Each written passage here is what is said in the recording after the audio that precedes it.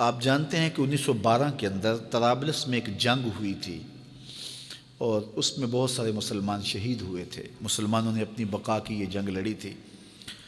تو اب اقبال اس کا حوالہ دے کہ حضور کی بارگاہ میں ایک اللہ اکبر گراں جو مجھ پر ہنگامہ زمانہ ہوا، گراں مجھ پر جو ہنگامہ زمانہ ہوا، جہاں سے باندھ کے رخت سفر روانہ ہوا. یہ تصور کی کائنات ہے. فرشتے بزم رسالت میں لے گئے مجھ کو،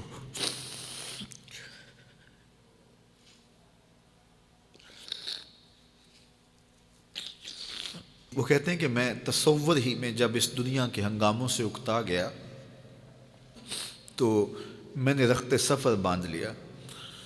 اب شام و سحر کے سفر میں میرے پاس سواری کوئی نہیں ہے اور جاؤں تو کدھر جاؤں، لیکن دنیا سے اکتا کے سامان سفر باندھ کے اپنے دل اور روح، اعلیٰ حضرت نے کہا تھا نا، جان و دل ہوش و خرد سب تو مدینے پہنچے، تم نہیں چلتے رضا سارا تو سامان گیا. تو اقبال نے بھی سارا سامان باندھ لیا. تو پھر سواری کیا آئی؟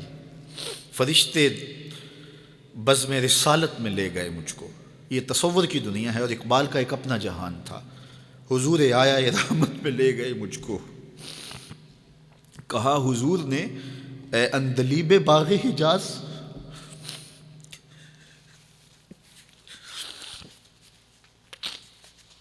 کہا حضور نے اے اندلیب باغ حجاز، کلی کلی ہے تیری گرمی نوا سے گداز، ہمیشہ سرخوش جام ولا ہے دل تیرا، فتادگی ہے تیری غیرت سجود و نیاز.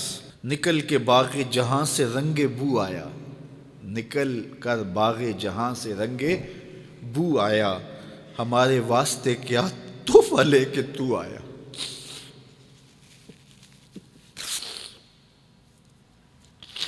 کہتے ہیں کہ حضور نے مجھے کہا کہ باغ حجاز کے بلبل تیری نوا سے کلی کلی پگھل رہی ہے، تو ایسے باغ سے نکل آیا جس طرح پھول سے خوشبو نکل کے آتی ہے، تو بتا میرے لیے تو تحفہ کیا لے کر آئے.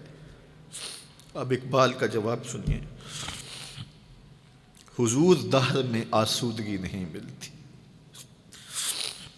حضور دہر میں آسودگی نہیں ملتی، تلاش جس کی ہے وہ زندگی نہیں ملتی. ہزاروں لالا و گل ہیں ریاض ہستی میں، وفا کی جس میں بو ہو وہ کلی نہیں ملتی. مگر میں نظر کو ایک آبگینہ لایا ہوں. یہ 1912 کی بات ہے جب طرابلس کی جنگ لگی تھی. مگر میں نظر کو ایک آبگینہ لایا ہوں، جو چیز اس میں ہے جنت میں بھی نہیں ملتی. جھلکتی ہے تیری امت کی آبرو اس میں، طرابلس کے شہیدوں کا ہے لہو اس میں. اگر اس دور میں اقبال ہوتا اس کا کلیجہ پھٹ جاتا. اللہ اس شخص کی قبر پہ کروڑوں رحمتوں کا نزول کرے اور امت کو پوری دنیا کے اوپر وحدت نصیب فرمائے. یہ امت علم کی، عمل کی راہوں سے گزر کے اپنی منزل کی طرف گامزن ہو اور وحدت کے حقیقی اجالے اس امت کو نصیب ہوں، اور بھٹکا ہوا آہو پھر سوئے حرم پہنچے اور یہ امت ایک منزل کی طرف وحدت فکر کے ساتھ، وحدت عمل کے ساتھ آگے بڑھے اور کھویا ہوا وقار اس کو نصیب ہو. اقبال کے انہی لفظوں کے ساتھ میں اپنی گفتگو کو اختتام کی طرف لے جاتا ہوں. بھٹکے ہوئے آہو کو پھر سوئے حرم لے چل، اس شہر کے خوگر کو پھر وسعت صحرا دے. میں بلبل نالہ ہوں اس اجڑے گلستاں کا، تاثیر کا سائل ہوں محتاج کو داتا دے.